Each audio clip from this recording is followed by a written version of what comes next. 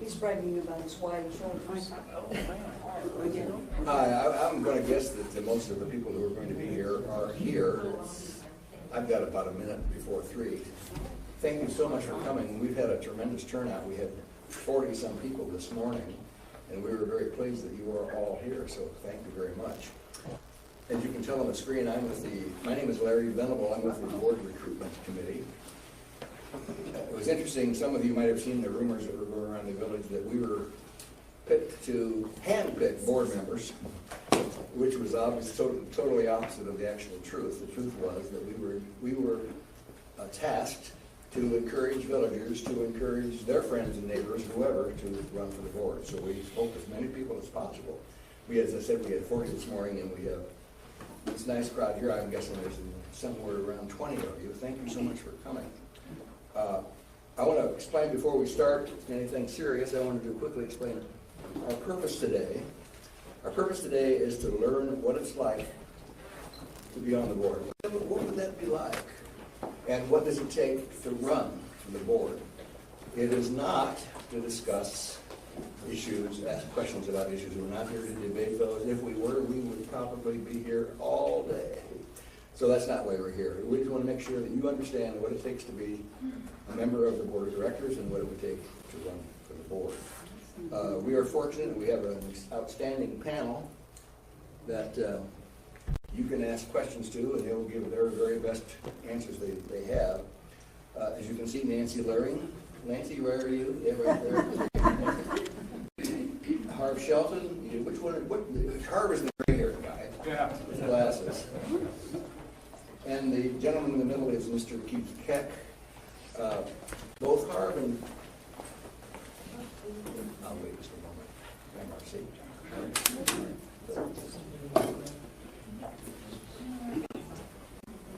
Both Harv and Keith are past presidents, and Nancy Luring, as you probably know, has been on the board for 1 year.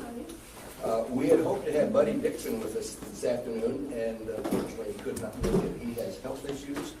I'm not here to explain what they are because I wouldn't do a very good job of that, so he's not with us today.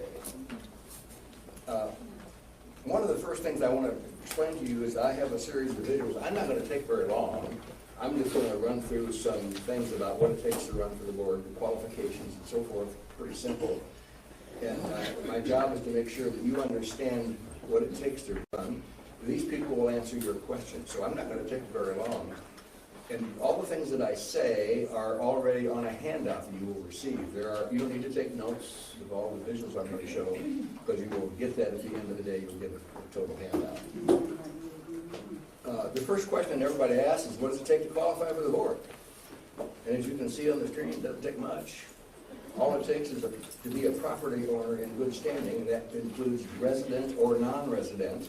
If you own property in the village and you are in good standing, you can run for the board, providing you have 25 signatures of other property owners who think you might be a good candidate.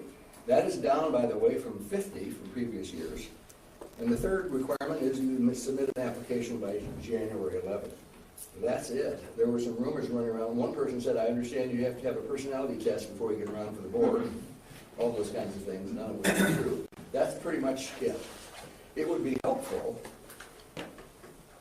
if people running for the board had background in finance, economic, legal, real estate, those kinds of qualifications, because those are the issues that are discussed. And it would be nice if people could have some understanding of those topics, or one of those topics.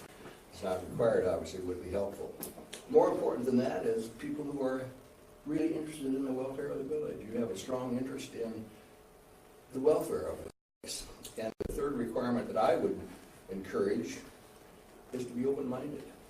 So many people get elected to the board and they've got an issue on their mind, something they're going to change or fix or do or propose. And after they get there and listen to other points of view and see some of the data and some of the facts and some of the statistics, they quite often maybe modify their thinking. So we do encourage you to go to the board with an open mind. Those are the qualifications. This is the schedule. Your application has to be in by January 11th. The villagers' votes will be received by March 20th at 4 p.m. So basically, some people will obviously vote earlier than March 20th. You've got somewhere between 30 and 45 days to do your campaigning. And you will assume duties on April 17th after the adjournment of the board meeting, meaning the last meeting of this current board would be on that day, and at the end of that meeting, then you will have a special meeting where the new board members are sworn in, and those people then elect board officers. The board officers would be, you vote for the president of the board and the vice president. You also elect board officers and corporate officers. Corporate officers are the treasurer and the secretary. For example, Linda Mayhood was the treasurer, as I recall. So Secretary. She was secretary, right? Okay. One of the questions that always comes up is, what's the focus? What issues do we deal with when we're on the board? These are the stated goals of the enterprise. Protect property owner and value and lifestyle. I moved here because of the value of this place. I first retired to Florida, and then I found this place by accident and said, wow, why didn't I find this first? Because of tremendous value. To maintain that and protect that, and also the lifestyle that we have here is just marvelous. Another goal, obviously, is to strengthen the financial health of the village. You may or may not know that the village is on track to go bankrupt in 10 years if something isn't changed. Obviously, it would be a goal to build property owner trust and support. There has been some, shall we say, wavering in trust in recent weeks and months. I'm sure some of you know that. It would be great if the new board could change that a bit, make it better, build more support and trust. And finally, let's give all of our visitors a wow. They come here and say, wow, what a great place. Welcoming experiences that encourage property ownership would be a wonderful goal. Strategically, these are the things that the board will probably work on. More than likely, the CMP is going to be discussed at length. Implementation means that it's going to be implemented as is, or it's going to be modified. Parts of it may be delayed. That's up to the new board. You make those decisions, but something that CMP is going to be dealt with, obviously. Controlled growth. We obviously need more growth. I think everybody knows that. The church I belong to gets an email at least once a week from somebody died. It's just a continuous cycle of people who are dying, and some people moving in, and we've remained flat population for a long time. And as you know, our maintenance costs are going faster than the income, the revenue, and something has to change or we are in tough trouble. We need growth, but we want that growth controlled. I don't think anybody wants, shall we say, what's the right word? Urban sprawl. Some of you saw that visual that showed the trucks going down the road and all of that. I don't think most people want that. It has to be controlled growth. Economic development, that doesn't mean that the POA wants to do economic development. It means that we have to do everything we can to get developers in here. Everybody wants a grocery store. Broadband is on many people's minds. Those are the things that obviously are needed. Effective governance, the board provides the governance of the POA in the village. If you want to know more about that, it would be a great question to ask one of these people up here. And again, to maintain that value-focused culture. The culture here is wonderful. I had more friends here in the first 6 months than I did 10 years in Florida. It's amazing. The culture here is a wonderful thing. So those are the things that I think the boards will be thinking about and dealing with as we go forward. What does the board do is always a question. The board has certain responsibilities. The board sets the policy and monitors the effectiveness. How's it going? Or is the policy that we have set is it happening? Is it being performed? Is it being implemented? So the board monitors that. The board reviews and recruits and reviews the performance of the CEO. The board provides effective directional planning. We are going in that direction. That's where we want to go. Now go do it. That's what the board does. They set and oversee the articles of governance and ensure compliance with that. And they protect the village assets and investments. That is called the fiduciary duty. I'll explain that best I can in just a moment. If you have a question about that, I think it would be an important one to ask one of our panel. But a fiduciary duty is very important to understand. And finally, number 5, the board does not micromanage the day-to-day operations of the POA. The board does not tell Jason Temple how to run their water treatment plant. They don't tell Jason which potholes to fix. So that's the day-to-day piece of running an operation like this. The board does these things, but not day-to-day micromanagement. It's important that everybody understands the legal basis for the village. I'm not going to get into that now, but the Articles of Incorporation were executed on April the 16th, 1970. It's important to understand those articles. The Declaration and Covenants and Bylaws are subject to federal and state law. It's important to understand that. It's important to understand, and the bylaws, by the way, are in your packet. If you decide to run for the board, you will get a packet, and that will be included in there. Board members have a fiduciary duty. What that means simply is that the board members are required by state law to act in the best interest of the entire association. The member does not represent a particular group or a minority interest. He or she must act in the best interest of the corporation. That's a law, so let's make sure you understand that. What's next? Oh, expectations. What are board members expected to do? Obviously, they're expected to attend the monthly meetings, keep up with village issues, there's many of them as we know.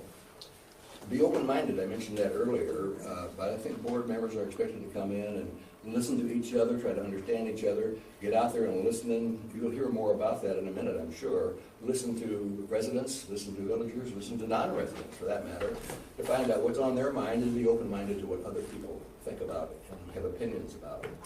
And again, expected that the members will help the POA achieve the vision that the board has created. Time requirements, I can't answer that question. You might ask that if you wish to one of the board members. Some people say it's a couple of days a week. Other people say it's more. It is that you attend the monthly meetings and any special meetings. It's also important to study the various issues and all the data and the statistics and the information that's out there. Each board member is a liaison to one of the committees. For example, Nancy, you're a liaison of Recreation and Trails. Recreation and Trails. Buddy Dixon is liaison to the Architectural and Control. Every board member has a liaison requirement with the various committees in the village. So they go to those meetings. As I mentioned before, it's important that we interact with property owners, get out there and get their input, listen to your neighbors and friends. And the last one on that list, at least, is to attend significant village events. One example that comes to mind, recently, Linda Mayhood retired and had a wonderful event for her and sent her off in a very nice way. I think most of the board members were there. So it's important that you keep involved in the village, I guess is the message. You have to campaign. If you're going to run, it's like running a political campaign in one way or another. First off, number one, the POA will do this for you. They will take your 500-word maximum press release and they will blast that to all property owners. That means resident and non-resident property owners. So everybody will get a chance to see your 500-word statement. They will provide for you, with your help, obviously, a profile in both the Advocate and the Village Voice. There will be 2 candidate forums. It's usually 2. The question was asked this morning, when are they going to be?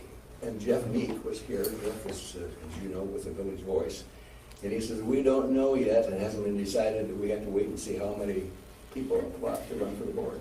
We have to wait and see how many there are. That's the only way they can provide time for everybody. There might be 3 people. There might be 20 or more. Who knows? So they're waiting to decide, see how many people actually apply. You will get 1 5-minute interview on KVRE if you choose to take it. How many of you heard of Take 5 on KVRE? Take 5. I was on there once as I'm a producer, and I produce plays for the Village Players, and I've been on Take 5, so I kind of know what it's like.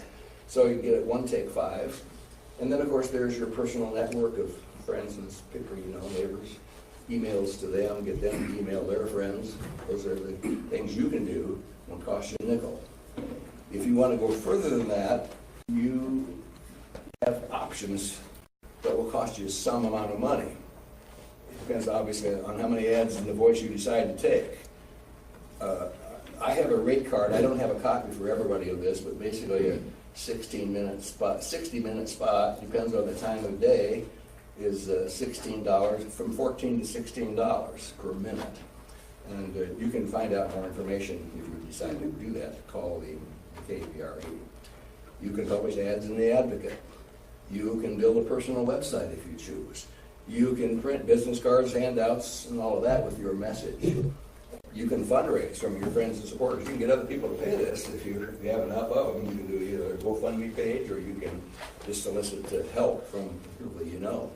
So these are the things that will cost something, and only you can decide what that amount will be.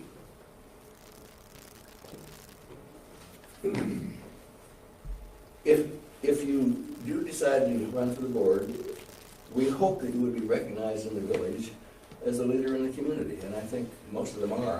When you hear these two gentlemen speak, and Nancy, you will find that they are certainly leader-type people, and I think they are recognized for that. Maybe even more important is the personal satisfaction you have, knowing that you helped the village be a better place. I think that would be a great feeling to know you did that. And you can help shape policy. If you have a certain policy you're not happy with, you can. That's what board members do. So, there's some action on your part that's required. You can go to the POA building and pick up a packet of the material that you need, or you can go to explorethevillage.com, click on member resources, and by the way, all this is in the handout. You can click on member resources. That will lead you to another page. You click on governance, another page, you click on board of directors, and there you will find the application that you need to fill out and the calendar. By the way, we're giving you the calendar as a handout anyway. You will find the forms required to fill out your name and address and lot number and all of that. That will include the petition that you would need for 25 names. You will find the bylaws of the village, and you will find a list of the official responsibilities. So that's what you will get, and you need to do that, as we said earlier, no later. You've got to have your application in by January 11th, so you've got, 3 weeks or so to do that. So, with that leads us to our panel. I would like to ask you, as I said before, to focus your questions mainly about, or let's say only really, about being on the board or running for the board. What does that take? What's it like? If we get into other discussions about their opinions about issues, it'll go off on a side tangent, take too much time. So please focus your questions on that. With that, I give you these 3 people, Nancy, Harv, and Keith. And if you have questions, some of you I know have written out. Ladies first. And some of you, that's right, I'm sorry, I want you to start thinking about as they speak, I want you to start thinking about what questions you want to ask, and if you want to write them on a piece of paper, I can make sure you can do that. And maybe it's when I stand in front, I'll do it.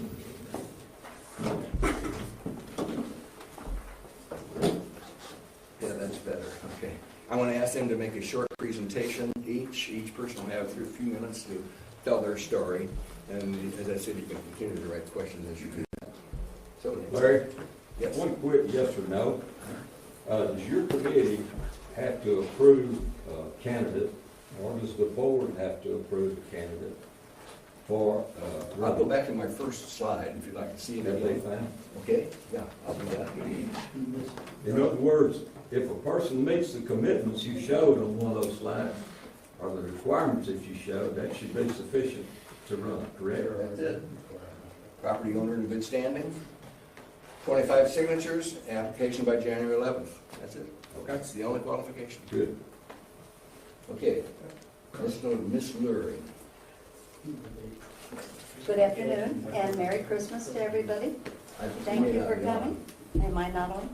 I don't think so. Yeah, you're on. Okay, sorry, sorry. You're on. Thank you for coming. I hope all of you have picked up your packets, read all of the information, and are ready to go. My experience on the board is brief. I was seated on April the 18th, 2018, at the end of the April board meeting. The village is complex, and the information received was similar to drinking from a fire hose. I continue to learn something new every day, maybe 2 or 3 things.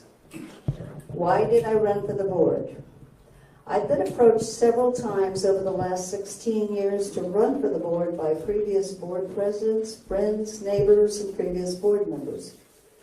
Finally, I determined that I could offer integrity, logic, and common sense to the decision-making process that governs our village. My agenda was infrastructure and maintenance before innovation. By the way, I quickly learned that plan was already in place via the departmental 5-year plans. I also quickly learned that my voice was one of 7. As an individual board member, there is no power. Only as a majority of the board vote of 7 people can decisions be made. The board orientation put governance and operational tasks into perspective. The village is not just your neighbors, friends, and those members who voted for you. We are unique in that more members live outside of the village gates than inside. As stated more than once in the retreat, we must listen to the people who are not in the room. The actual process of running for the board was more than I expected, but enjoyable and challenging. A website is a must. Business cards, magnetic car door signs, and ads in the voice are important. A large email database and many meet and greets are needed to get your message into the public arena. Telephone calls and email correspondence from friends and people who want to get to know you seem to come with the territory. The open forums were also very necessary. Truly a challenge to not know what questions will be asked. Costs for me were approximately $1,300. I look forward to answering any questions you may have regarding this process today. Not to alarm you, but when I ran for election, I was 6 feet tall and skinny. Good luck to all of you. Thanks, Nancy. I was on the board 2012, 2015. I see one of my fellow board members back over there, Jeff Atkins, so if I get anything wrong during those years, Jeff, you can chime in there. Running for the board, you got to know the history of Hot Springs Village. The good, the bad, and the ugly. Because you're going to relive it on the board. How many of you, and the people that heard this morning don't answer this one, but how many of you have recently looked at the October 2010 or November 2010 POA financials? Back then we were going broke. We almost couldn't make payroll. So there was a point in time where you got to know the history of where we've been and where we've progressed to today and where we need to go in the future. So think about that as far as the good, the bad, and ugly. You're going to inherit, no matter what, you're going to inherit as a board member the bad. I had nothing to do with geothermal, but I can tell you one thing. I always got hit up for geothermal. And it's just, you're going to inherit it. Chelsea system, and all those type of things, you're going to run for it. They could have been done 10 years ago, but they're still going to come back on you as a board member. The board didn't do that. It's just amazing how that goes on. Get the facts before you respond to anybody, because there's always 2 sides to a story. You know, I laugh kind of this weekend, there's emails floating around the village about a couple of issues, and I just kind of go, okay, they got that portion right, but the rest of it's wrong. So with today's email environment, don't always believe everything in the email or whatever is out there. Get the facts, ask the questions, ask that 2nd and 3rd level detail. We in Hot Springs Village are 3 distinct villages. We have the far western end that was built in 1970. We have a central area, and then we have an east end. And I'll tell you, the people think differently in each of those areas. And I'll use as an example there, one of the big situations we had was the gates. We had one time, we were looking at putting $1 million into the east gate and going and making it a Taj Mahal. But at the same time, the Ife Jones sculpture at the west gate collapsed. So you have to deal with whose gate, who's thinking this, who's that, and money had to be shifted back and forth. But I use that as an example because it's just like the pool today. There's people on the west end who want to have that pool, and there's people on the east end who won't want to have that pool. We are distinct, and it's hard. We are very diverse. And don't think that we are totally a retirement community. And you got those 800 kids out there.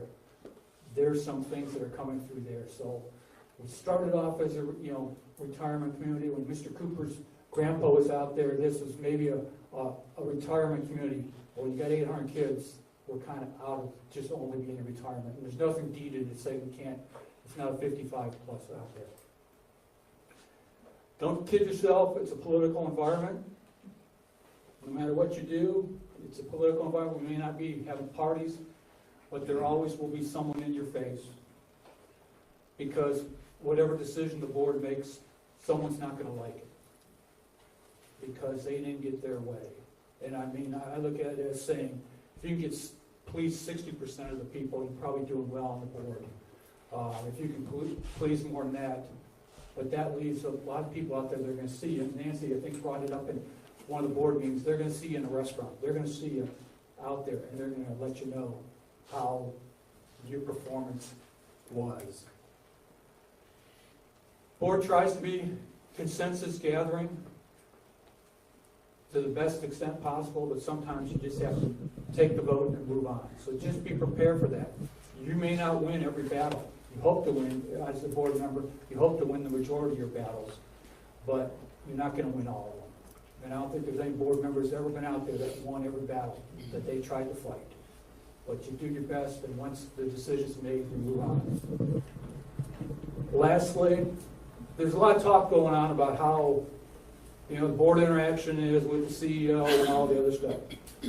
I will use this as an example of having gone through the hiring of the national search firm and everything else with David Twiggs and know what went on and how we went across the nation trying to find someone to come here to lead our organization, and what a challenge it was. Our reputation in 2013, 2014 was not great. Hopefully we're a little better now because we're a little more financially stable.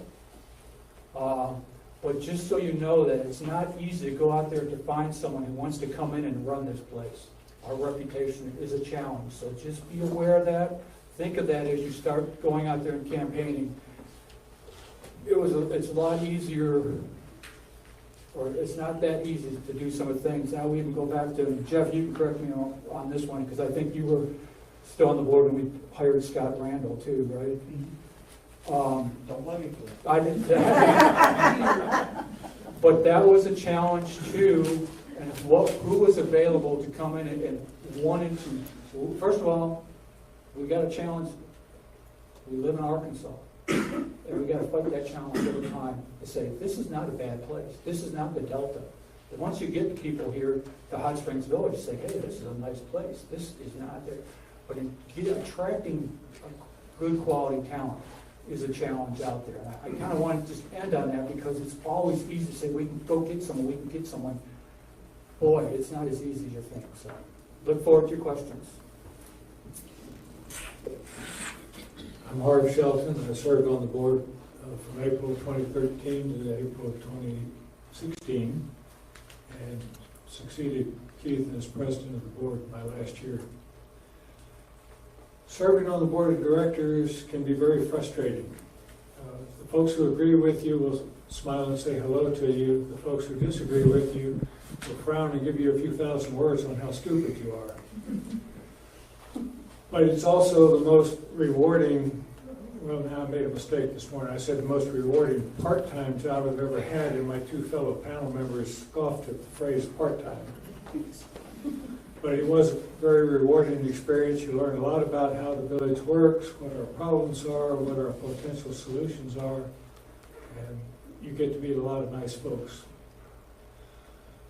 I would say that one important step that one should take in preparing to be on the board of directors is get very familiar with the declaration, the bylaws, and the policies, because they dictate what you can and cannot do, and they give you a pretty good background on what you need to know to properly manage the village and set policy for village operations. Now, when you read that declaration, you can skip, Article 2 that has 5 or 6 pages of geographical reference points defining where the village is, but the rest of it is very important. You also should be familiar with the relationship between the board and the staff. Only one person on the POA staff works for the board of directors, and that's the CEO. The rest of them work for the CEO, not for you. You'll have a lot of property owners come to you and say, I want you to fix this problem, that problem, what have you. Not your job. If one of your neighbors says, I want the pothole in front of my house fixed, you give them the phone number for Public Works and let them leave a message with Cheryl or Peggy, and they'll see that it gets fixed. If one of your neighbors says, man, there are potholes all over the village, then yeah, maybe you should go talk to the CEO and say, are we doing the best we can to take care of our roads? But that's the difference between operations and policy. Third, why did I run for the board? In 2013, or 2012 actually, I was very concerned that we were not taking proper care of our infrastructure. I saw just about everything in the village aging very rapidly and not getting fixed up the way it should be. We were losing our luster. And I wanted to see if I could do something about that. Well, I got quite an education in the finances of the village as a result of that motivation. We have made a big improvement over the last 4 or 5 years in our cash situation. We went from having no money in the bank to having some reserves, but we're still on pretty thin ice financially. And it isn't getting better at the rate we're going right now. Why is that so? Who do you want to point fingers at for that? It's really because in 1970, John Cooper Sr. had a very good business plan to develop a low-cost retirement community. And he was extremely successful at it. But how did he make it low cost? He subsidized everything. He paid for the roads, he paid to build the buildings, he built the lakes, he built the golf courses. Golf was free for the first property owners in Hot Springs Village, but you know it takes money to run a golf course. Where did that money come from? It came out of John Cooper's land sales money. Cooper Communities is not here anymore, but the subsidies still are. And where are they coming from? They're coming from the assessments and the fees that you and I pay. Now, Cooper built a village with enough amenities and enough roads and enough buildings and enough everything to support 35,000 lots, with many of them developed. But we've kind of got stagnated. We don't have that many lots paying anymore. More than 9,000 of them have dropped out as performing lots. And we don't have that many of them developed. Scarcely 9,000 of them are developed. So we're really not taking in enough income to support all that we have to support here. So one of the things you will wrestle with as a board member is, how do we take care of that financial gap that we've got? Good luck with that. I think we're ready for questions. Yes. I'm going to ask Roland, would you maybe start doing the handouts too? But Roland, why don't you start with the handouts and I'll pick up the card. Okay? Yeah, I'll get you. Thank you, thank you. He's going to give you the handouts of the visual. Thank you. Thank you. Thank you, sir. Bob's got the schedule and I've got the agenda. If you're together, please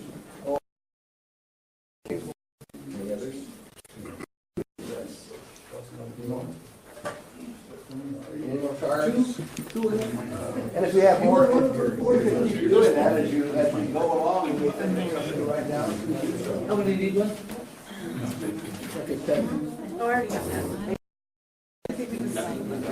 This is, he's passing that. I'll take one too, I'm sorry, Mr. Okay, very good.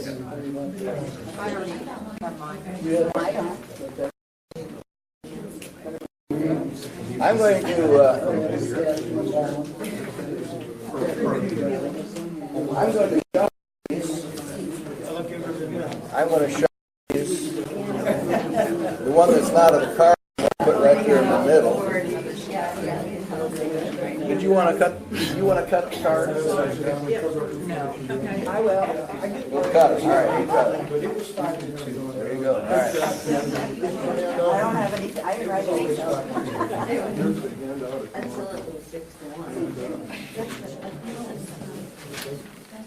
Okay, Marcy, Jeff, what one is What is it? Okay, thank you. okay, we finished? Yeah, I think so. Anybody need a handout? Give me that. First question. Can you explain the document elected candidates have to sign in order to serve? What is the content of the current requirements? I mean, thank you. There is no document that you have to sign. There was at one time, but there isn't. Yeah, There's that's an why. indemnity form, which protects you from your legal obligation more than anything else. Other than that, if you're referring to the oath, you do not have to sign that oath. You raise your right hand after you're sworn in, and you're obligated to follow the state, federal articles of incorporation, declaration, bylaws, and policies. That's what you're signing, or that's what you're stating in that oath, is that you're going to fulfill your fiduciary responsibility by the laws of the state, the federal government, and the village, to the best, as written, to the best of your ability. So clarification. Yes. So the agreement to serve document is no longer valid? Right. Okay, because that was created in 2015? Yeah, it only was for 2 years. So, okay, good. But you don't have to sign Question, does a board member have to acquiesce and vote in lockstep with the rest of the board? That's not a it. requirement. is that correct? Absolutely not. Okay. Absolutely. I mean, that's just, why would we have 7? We might as well just have 1, right? I mean, there's the point of trying to get consensus, but you're not always going to get consensus. And there's this coming point in time, call for a vote and move on. And having been members of a 4-2 board, we moved on. And to that point where we could have sat there and talked about things forever. And nothing was going to change. It was going to be a 4-2 vote, and we needed to move forward. So, and I'm glad Jeff's here. Back in the day, when a vote was dissented, I remember it came out in the paper, Jeff dissented or Frank dissented. So that's still in force in case. Well, yeah, I mean, that was actually a choice by, I want to say it was Frank, wanted to make sure his vote was identified. You could use I don't think they do that in the paper anymore, do they? They don't. They don't. It used to be in the minutes, it's not in the minutes anymore. Yeah, that's where it should be. It should be. Should be. Yes, sir, real quick, one question. Nancy, Yes, Dan. there must be some real misinformation going around, because you're telling us now that this document that's called Hot Springs Village Property Owners Association Board of Directors Agreement to Serve does not exist. I've been on the board 9 months. I did not sign that document. Okay, can I you, took an oath. can you speak to the fact that I pulled this off of the POA website, where it specifically says number 7 as a rule to place the best interest of the POA above my personal interests and the interests of any other individual or group. Is that just a fallacy? Is that a mistake? I mean, I don't think it is a mistake. You're representing 25,000 to possibly 30,000 people. So your personal interest might be that the pothole in front of your house gets fixed. Okay. But that isn't the way you should look at it. All right, so we can just dispel this misinformation about this oath that all board members need to take. And if a board member refuses to sign something when they get elected, that's just nonsense, right? Well, if they don't choose to sign the fiduciary, then they're taking their own legal This responsibilities is in their not the hands. fiduciary. That's I'm sorry, I'm the indemnity. I'm sorry. It's my understanding, Nancy, that when you look under the governance documents, they've added a big 100-page policy, and in that policy, there's a board, what's it called? The board. Job description?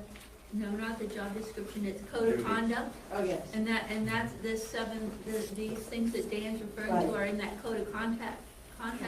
So basically, when you take the oath, you're agreeing to follow that code of conduct, right? What you're agreeing to do is follow the policies that have been written. That's Article 4 of our policies. Okay, so I this have is- it right here. This is the policies that are. It's a policy. So, yes, you agree to follow the policies. Okay, and then. Prior to that, you would agree to follow the bylaws, Right, the I declaration, understand. the articles of incorporation, state law, and federal So law. the question that people have, I think, that is being misinterpreted is that when you say that you won't put any group above there, the board's responsibility is stated to be to the corporation. The POA, the members, we consider ourselves a group. So does that say that you're not dedicated to the property owners, that the corporation comes before the property owners? I think You are that's. the corporation. You are the corporation. You are the POA. We are. We're all property Okay, owners. because that's, I think, where there's a confusion, that you're saying you'll work for the corporation and not the group, which is the property owners. No, when they say group, they're talking about special interest groups, Okay, all small, right, thank you for small clarifying subsets that. of the property owners. Okay, moving on, next question. The next question is, who writes the policy? How can it be changed, and who writes the policy, the board or the CEO? We have a governance committee that reviews the policies and the bylaws, and they make suggestions. The board would approve or disapprove of those suggestions. The CEO is part of that governance committee, but she does not write the policies, or the CEO does not write the policies. The board writes the policies. I'd say the board Sometimes she approves the Approves policies the policies. because it used to be, before there was a governance committee, the staff would get together, review all the policies, and then bring them to the different, if they went through committees, the committees would get to look at them, but then bring them to the board and then review them with the board, and the board would approve them. So, but that's changed since there's a governance committee. So now the governance committee has taken over that responsibility. But I just want to get, all those policies have to be approved by the board. Because the CEO does not approve the policies. Yeah, I have one more thing. That those policies, the policies would be clearly stated in a board meeting as new business, and then they would be approved the following board meeting. So they're out there for everyone to see or to hear about. So is the CEO on the board of governance? Yes, She's on the committee. Committee. she's on the committee, She's on the committee. right. How many's on that committee? Okay. 4. 3 board members. How many? 4. 4. Including her? Yes. Yes. She's a liaison. Okay. No. No. That's what. But you still have a majority of board members on the governance committee. Elected board members have 3, and then you have the CEO. So you still have the. So there's no village. In other words, the CEO can't make the decision to put a new policy in place. Okay. Can the board committee? Sure. And the board act with the policy? Without the recommendations of the governance committee? Yes, absolutely. what would happen would be an individual, one board member could make a suggestion to the governance committee to review something. It then would come back to the board for approval. One person is not the board. No, what I mean is everything has to go through the governance committee. To amend the policy, does it have to come out of the governance committee? Not to amend the policy, Or no. create a new policy, does it Or have to eliminate have a it. vote of the governance committee? 4 members, you gotta have voted. Bob, would you help me out on this? He's The the- Governance committee. The governance committee merely reviews the policies that are in place and find out if they need to be changed.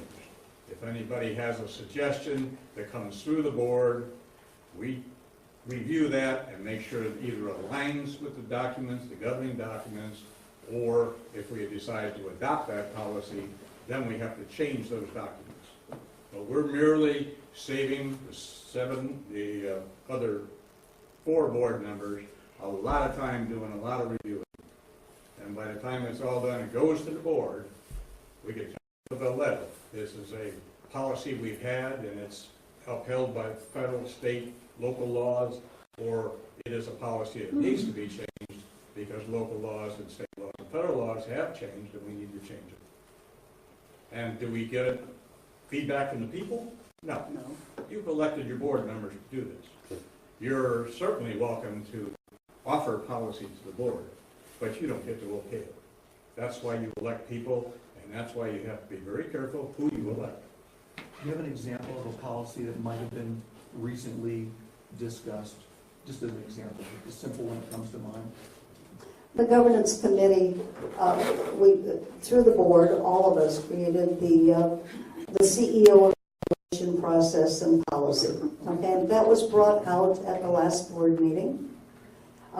You had the opportunity to read it because, reading every word of it would have been probably difficult, but it was available to you. That will be voted on at the next board meeting. That's something that the governance committee worked on to make sure that this is what the input indicated, and then took it from there. We, as the board in whole, will approve it or disapprove of it. Thank you. What do you mean by reading would be difficult? Reading it would be difficult. He wants to know what you mean by reading would be difficult. It's on the website, if you'd like to read it, Mr. Cooper. No, I'm just asking, what do you mean by it would be difficult? It's lengthy. Okay. That's reading it in the board meeting would be tedious. You can stay just on top, only on this topic. Go ahead. That person back there. Are the governance committee attorneys? No. Then how can a private community overstep government law? By your policies. The point I made was, if our policies are in opposition to government law, they need to be changed. That's the point I made, and I said it very clearly. Okay, yes, sir. On topic. Yes, I think there was another part to that question, maybe I misunderstood. If a board member gives a policy suggestion to change it and it goes to the committee, can it then get pigeonholed back to the committee and say, no, it's not working? Or does it come back to the board? Do you understand my question? Yes, I do. If it's illegal, the governance committee might drop it. There are circumstances. In most cases, they're going to review it as they're supposed to do. That's the purpose of the committee, is to review those changes. And they really will listen to an individual board member as far as a suggested change. Again, this is a change of something that's in place. Many of these policies have been in place since 1975, 1976, 1970. So there might be a word here or a word there. And that's really what it boils down to. Well, the service yes. agreement's 2015. Just as a side point, the articles of incorporation that were turned down this time gave villagers the power to vote on some of those policies. But it was turned But out. it was turned down. So we are doing the voting. Be clear, let me be sure I understand. After Bob's committee finalizes the document, they forward it to the board, is that correct? For discussion, Forward it and to the board. approval or disapproval. With the recommendation or just?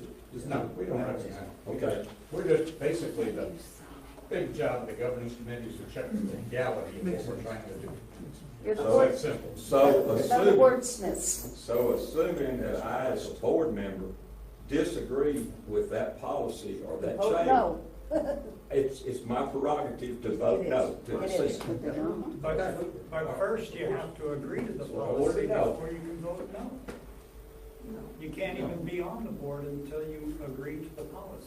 No, we're just talking about, We're talking about changes, amending that other policy. policies. I mean, how many policies, what's the current count now, Bob, of policies that are out I there? couldn't even start.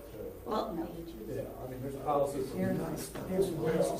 It's on topic, I just want to circle back to the end of this in 17, the entire chapter 8, I believe, Bob, is it?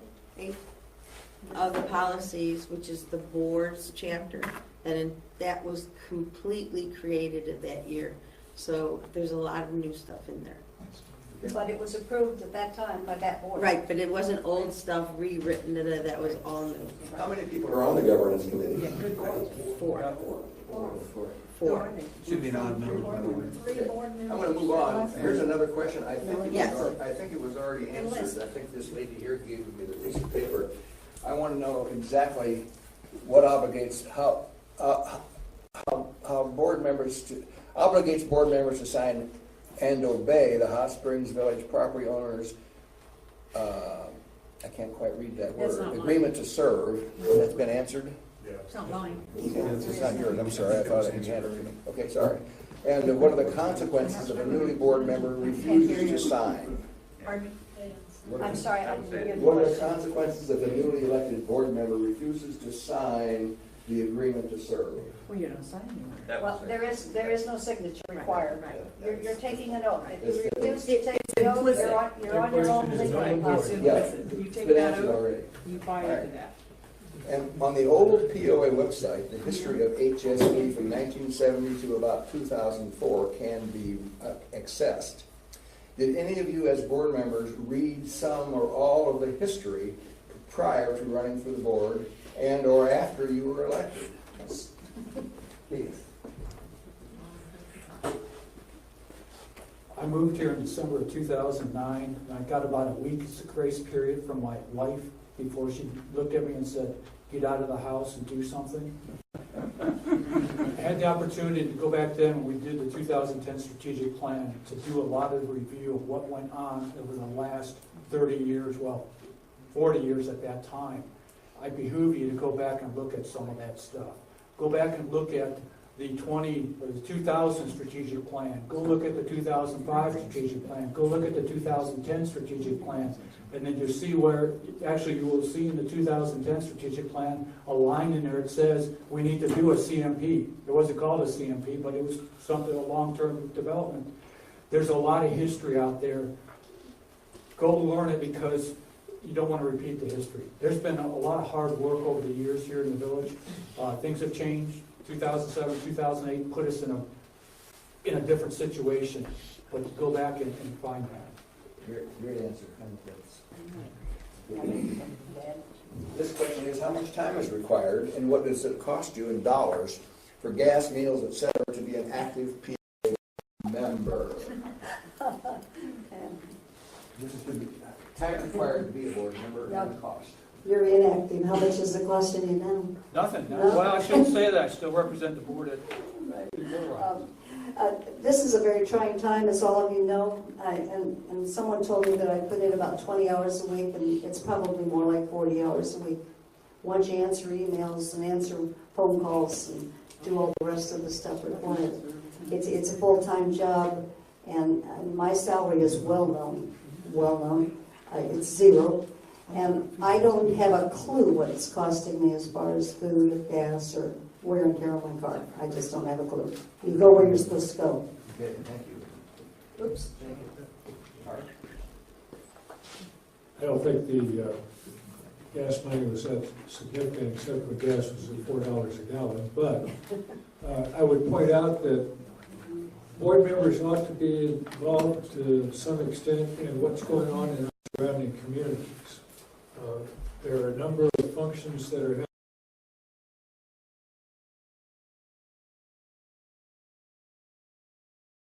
held every year in Hot Springs, where the POA buys a table at that function, and the board members ought to be present there and meeting and greeting and discussing with the leaders of the Garland County and Hot Springs City communities.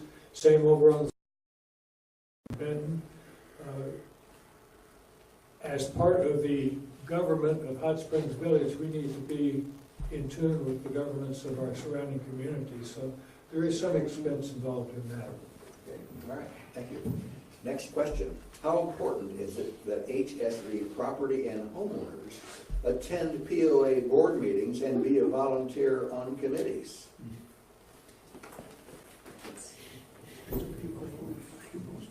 First of all, I would say it's really important that someone get on a committee, because you do get to learn what's going on. And you may not get the, as Nancy said, the fire hose effect coming on the board, but that doesn't preclude anybody from just, not being on a committee, running for board. But there is just so much you learn. You learn about why some of the things may, and it depends on the committee, but it's interesting. I mean, the Public Works Committee or / Public Utilities Committee, boy, there's a whole world of knowledge that, if you bring that to the board, it helps there.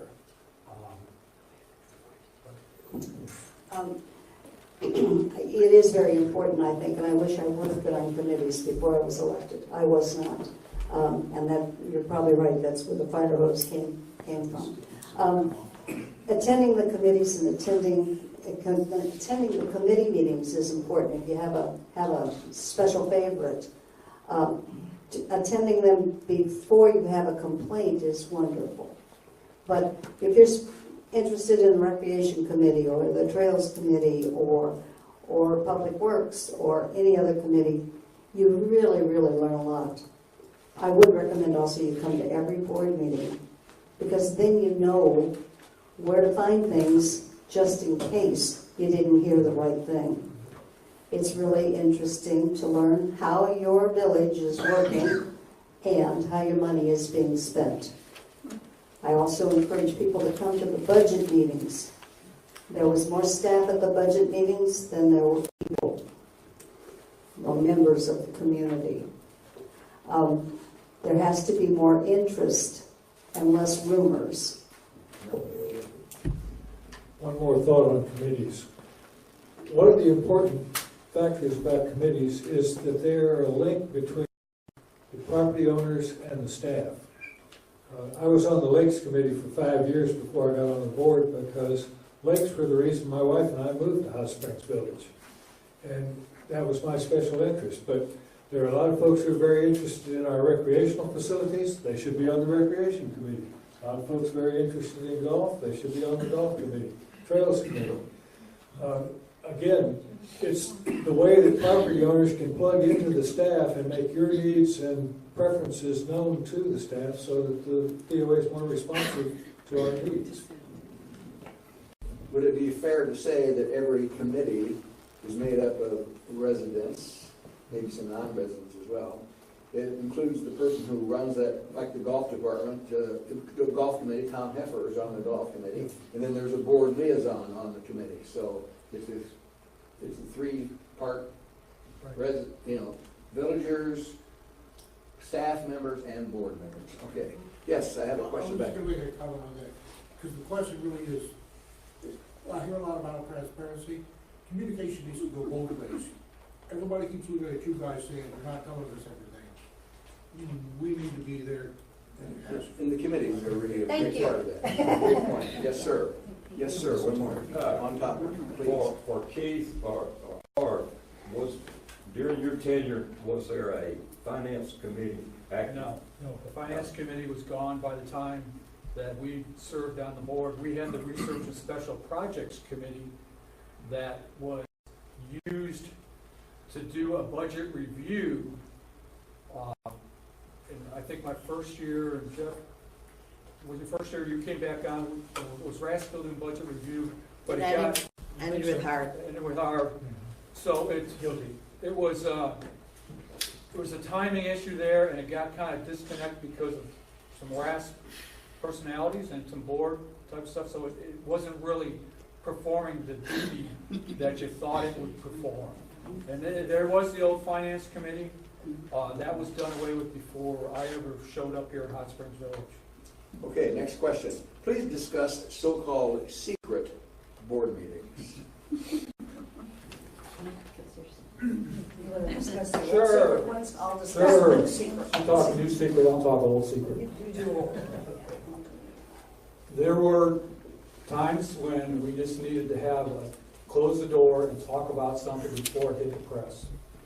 I said this at the earlier morning one. I said, no offense to Jeff Meek, but sometimes you don't want it showing up in the voice before it gets out of control. As well as I talked about in my opening comments about email, sometimes the emails are about 50% accurate.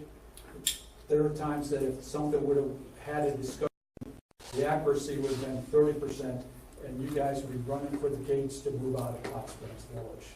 And that kind of led to some issues when I was on the board that we just said we're going to take them there, and we had disagreement. We had disagreement on the board, but again, it went back to the preponderance of the board said, let's talk about this in private and make sure we know what we're doing before we move forward with even tackling an issue. And I'll leave the two-tier assessment, or the assessment, I should say, it was the assessment increase. It ended up to be a two-tier. But before we even wanted to take that forward, we needed to talk behind closed doors to see what venue or how do we want to tackle this. Because we were sitting, and I'll use this as a perfect example, in the 2014 initial budget presentation that David Twigs made to myself and John Cooney, that he was my vice president at that time. I thought I was going to have to pick John Cooney up off the floor, because when he saw the initial budget presentation, it was not good. And that was something that I don't want it, or I did not want, and you don't want it as a property owner to say all of a sudden what's going on. We can fix that. We knew what the issue was. Let's go back and do a proper budget presentation. So there's times when you've got to sit down with the CEO, with the staff, and say, let's get this right, because the last thing is something at a board meeting, and it's like, where do these numbers come from? And that goes back to some of the earlier 2010, 2011 budget presentations that there was no clue. How was the budget done? The budget was almost done in a back of an envelope in terms of the night before. I mean, that's led to a CEO or a general manager change in 2010, and the budget was figured out there. So there was just times, and everybody, they want to call them secret, they were closed door because let's get it right as far as making a presentation that makes sense. Because if you go out there and take something dumb out, you just look even dumber. And that's probably the biggest thing is whatever the board, coming out as a board member, that's why I said get the facts. Make sure everything's factually there. And okay, now we have it in this property. It may not smell good, but it's presenting this is the facts. Why don't you mention the bids situation kind of thing? Yeah. We have 2 meetings prior to the board meeting. One's called a staff update, and that is an informational meeting so that we have a heads up if something's going on. No decisions are made. There's no discussion. It's for information. It's presented to the board by the staff, by the CEO and the COO. Okay? We have a board prep meeting. The board prep meeting determines the agenda for the following board meeting. Again, there is no discussion on the items on the agenda. Sometimes we might get a little bit into it, but then we check ourselves. Because if there's discussion in that meeting, there isn't discussion at the board meeting. and everybody wants discussion at the board meeting. We are presented with the agenda, we comment on whether we want this or that on the agenda, that's the end of that meeting. We've had executive sessions. Executive sessions are needed because of legal matters, contract negotiations and contracts, personnel matters. These are things that are always going to be happening, and you have to have executive sessions for those things. Those are our secret meetings, and I'm sorry you aren't invited. Thank you very much. Multiple lots. Is 2 signatures required per lot? Is this a running for the board question? I think they mean to apply for. Yeah, To they're apply talking to the application. application. If someone has 2 lots, Yeah. can they sign it twice or whatever? Oh, on the petition? Yeah. That's a procedural. Yeah. It's a procedural question. I guess I don't know the answer. Jeff, when you ran for the board, you signed 50 times? I tried. They didn't let me. You signed mine 50 times. I was told the first time I ran in 2007 that I needed 50 unique owners. But it only has to be one of the, it only has to be one of the owners. It doesn't have to be all the owners of a lot. Right. So if you get one out of a husband and a wife, that's fine, or whoever. Someone asked the question, is the correct title president of the board or chairman of the board? Which is it? It's now chairman. Chairman. It used to be Okay. president. Right. Chair. It's actually Chair. just chair. Chair. Chair. And vice chair. Explain policy versus bylaws. The bylaws are the bylaws, the policy is the policy. They're 2 separate sets of documents. The board writes policy giving overarching direction to the staff on how the village is going to be run. Policies give you some specific steps on how we're going to implement those bylaws. And then the staff turns around, they've got a whole other level of documents called procedures on how they are going to do their day-to-day business so that they're following the board's policy and procedures. Okay, great. Is the term 3 years? That's the first question. And your answer is yes, although doesn't Cindy have a 2-year? That, That was a correction. Yeah. Back when I was board president, we were faced with a situation that one of our board members had to resign. It happened right at the beginning of the election cycle. It was in the month of December. Folks were already applying for board seats and what have you.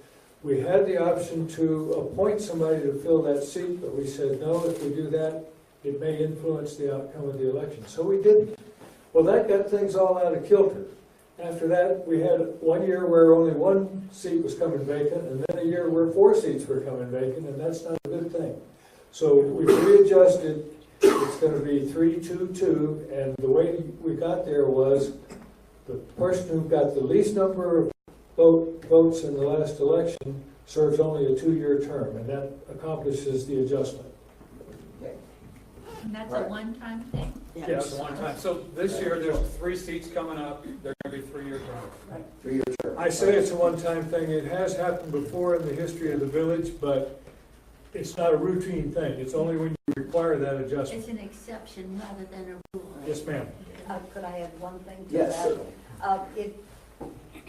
It was the choice of the people who got the most votes as to whether they wanted to serve a 3-year or a 2-year term. Okay. And you chose 3? Oh. This is a question for Keith and Harv. Did you run for re-election, and if not, why? After 3 years and 2 years as president, there's no way in heck that my wife was going to allow me to stay on the POA board. And about it, and talk about the time frame of for a normal board member, but I was a full-time employee of the POA for those last 2 years. It cuts into some very interesting things, and I'll be very honest with you, we had some interesting issues we had to tackle. They weren't fun. And I just wanted to move on with my life, and I thought I'd done as well as I could for our community after those 3 years, and it was time for someone else to have fun.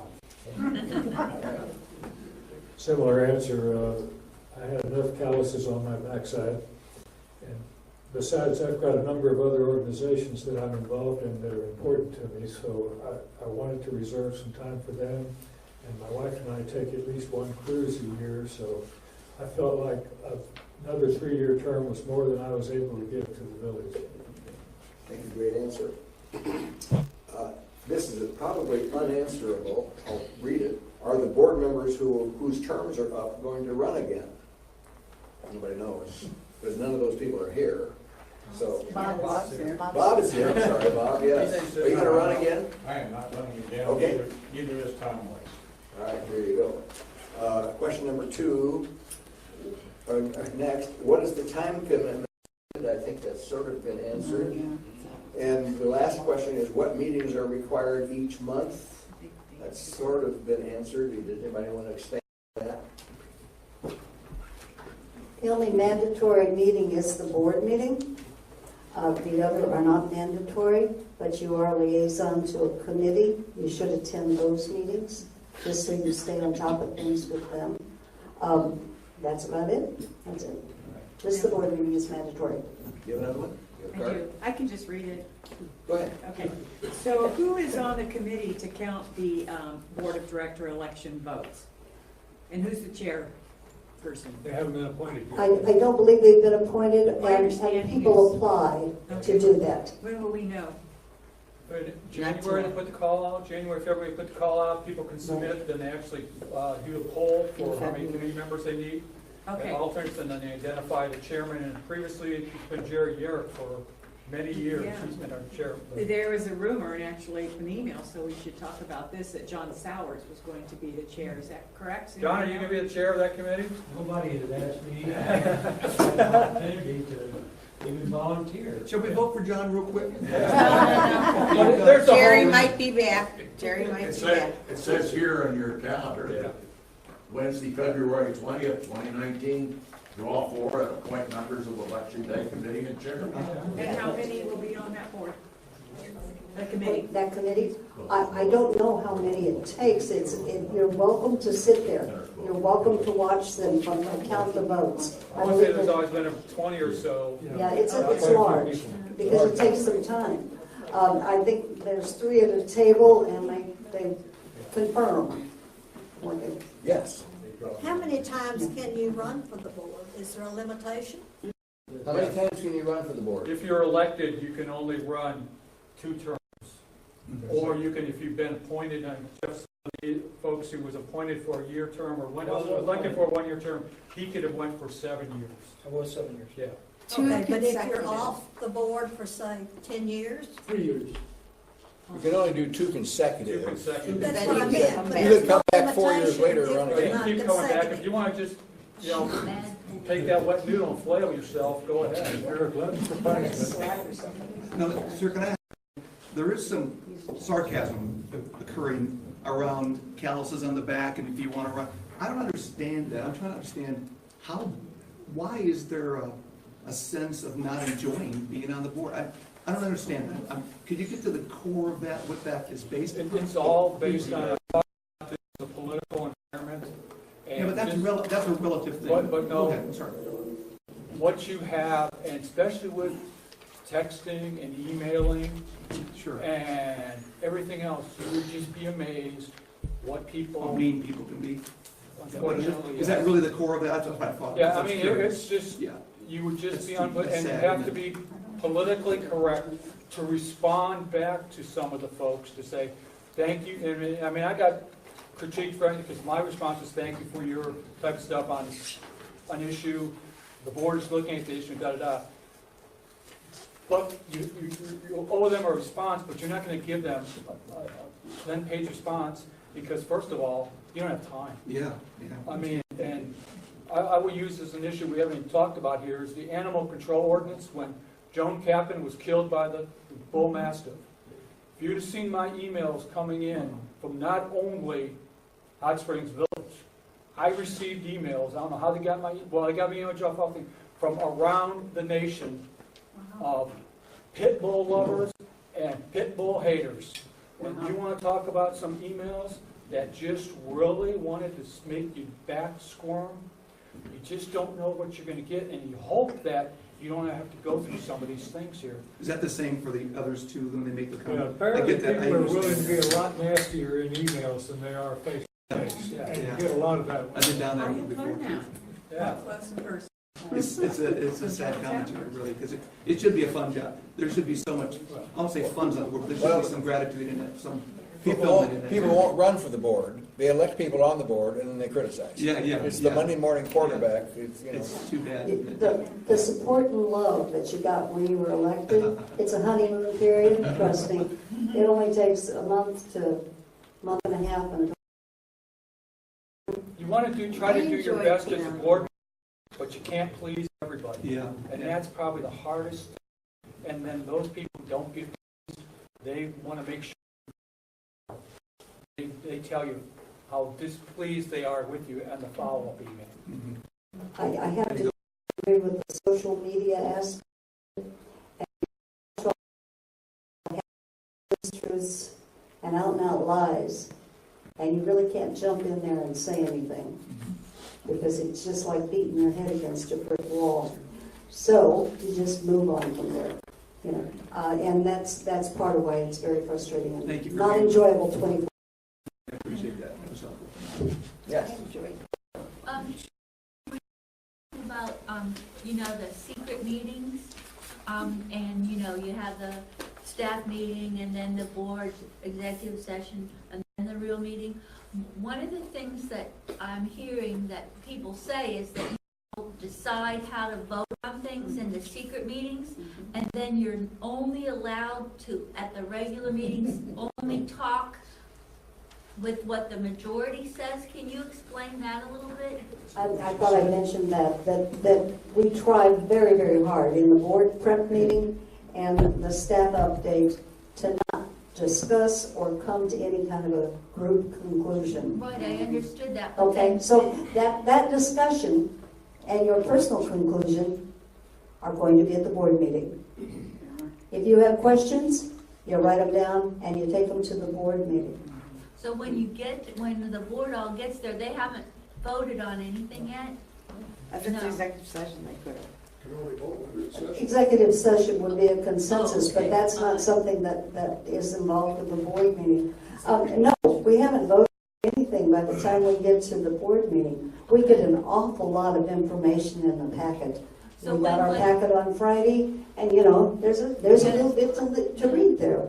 And you get all of that information as a board member, and then you all have that information available to you a couple days later. So when, in the past, when we used to say, it was this vote against this vote and how people voted, was that reporting on how they voted in the executive session? No. Because it I told you, executive session is used to discuss in a confidential environment, legal issues, contractual issues, personnel issues. That's what executive session is. Because it used to be they'd have an open work session and then they used to have 2 open meetings, and Now we have a situation where we have new business, and then you have 30 days to review that new business before it's voted on. Oh, So now you have 30 days instead of 2 weeks of the work session. Yes, sir. Every single minute from 2007 is online, okay? And it's been online, most of them are on the old website, and the new ones are on. So all this stuff, if someone wants to know how someone's voted, it's fun to go read. It's interesting. Yeah. Read, they voted on new lawn for this golf course or whatever. If you really want to find, it's all open. It's not hidden. I've been on all of those sites. Okay, good. So then you I know- do research a lot, but Okay. I don't always see where it says this person voted this way, It or it says- was this way or not. It doesn't always say Well, that. just go on the website, you'll see. Okay, Marcy has a question. I do want to say, because this needs to be clear, I did question in the email with Cindy Erickson regarding voting in executive session. And her response was, question 17, can votes be taken in executive session? She was cutting and pasting for me. And the answer from her was yes, votes can be taken in executive session. Proceedings in an executive session are secret, but are not restricted in any other way. Robert's Rules of Orders revised 11th, page 95 to 96. Because I was also under the assumption that we could not vote in executive There are session. certain things you have to vote in executive session. But you can't. But most of the time, it's a consensus type vote. Well, we used to say, yeah, you used to ask your intention, but you literally can vote in executive It session. can be, you can vote by ballots, you can vote. Go ahead, Bob. We're voting on legal matters which are not publicized. You're not allowed to discuss litigation in public. And contracts, perhaps, something like that. Some of the Some of the contracts are contracts. required to be confidential by bidders. Okay, I think that's about it. We'll have one more question, gentlemen. Right. My main concern with the village, the way it's run now, Well, now, we're not just here to discuss policy. I'm not too scared of politics. This is a question that, Okay. you know, I need to know what the board's position would be, or could be, or might be, and that's cost control. Who sets the stage for that? Is that the board or the CEO? And would a finance committee be a good interim step as Bob's committee before it gets to the board? The CEO does not set the vote. I mean, the CEO cannot vote. The CEO does not set the budget. The CEO makes a recommended budget, the board sets the budget and makes the approval. If the board wanted to, they could go line item by line item and change stuff in the budget. They don't do that. You don't have, I mean, just think of the time. But if there is some big item that the board has a really strong feeling about, and the CEO, the board has the power to change that. Wouldn't that Every be year I was on the wouldn't that be board. a good situation for a finance committee for the board? Yeah. We had a finance committee, and I'm probably way off base here, but in 2014, we had the first chief financial officer ever. And I'll be very honest with you, if you look back at when they had the finance committee versus having the because that time it was called the comptroller, they needed a finance committee. The quality of personnel that you have seen from 2010 to now that are in the POA staff is something phenomenal. Change. Yeah. So you think about that how much, if you've been back in the 2010 timeframe and looked at who's running the dollars, that's why we almost didn't make payroll. We have changed out so many people and brought in some good talent. You may or may not agree with it, but I'll tell you, from my opinion, from my knowing who's been there and who's there now, I put a lot more trust in the staff doing their jobs and doing it right, because that's what they're paid for. Is it nice to have someone to give an oversight? It may be, but the problem is when the finance committee and at that time the comptroller start bucking, then you have a problem. And that's what really created some challenges. That's what, in Harv, correct me if I'm wrong, because trying to get the RASP to go in a direction and give them their task, it kind of got into a bucking commission there, because some people on the RASP wanted to do something, some people on the staff, and it turns into a challenge. All committees, not all committees, but are advisory. It's very difficult to advise and not have your advice taken. Right? Sounds like the That- comptroller wasn't very competent, so it should have been a Well, good thing we that the now, RAS in people were. 2014, we got a We're chief pushing back. financial officer. Yeah. We changed out at people, and I would just tell you that it was interesting. I think that regardless of what everyone feels about the CEO, she has created a very professional staff. a knowledgeable professional staff, and the more professional, the more accountable they are. So they are expected to do a good job. Thank you all very much. I'll entertain one more question and we gotta go. I would just like to say that I've watched the gentlemen, the head of our boards, and they are fabulous. They've had fabulous boards and they've done a fabulous job for this village. And I think. Thank you. I'd like to give a round of applause to all of